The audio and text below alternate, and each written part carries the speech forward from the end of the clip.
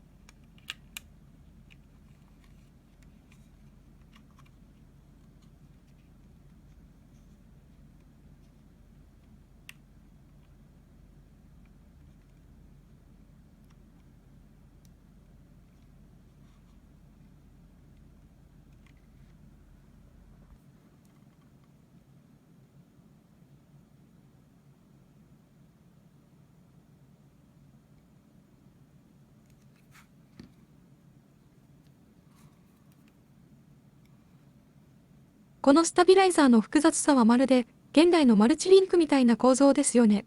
60年代にこの技術なんですから、当時の日本車が海外の車を見本にするのも、うなずけますね。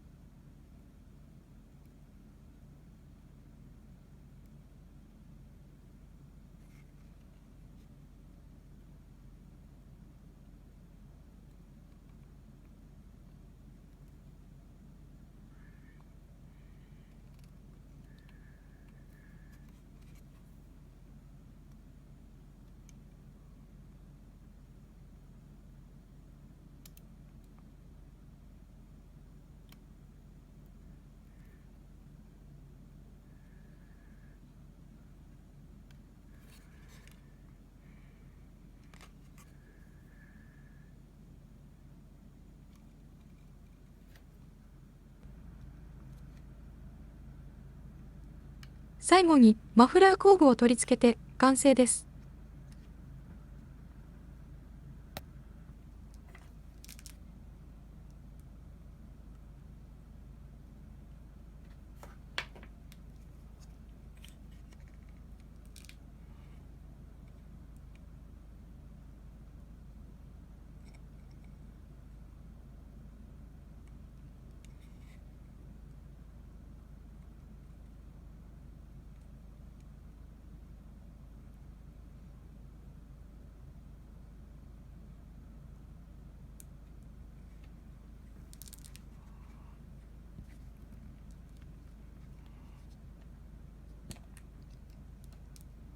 今回はここまでにしようと思います。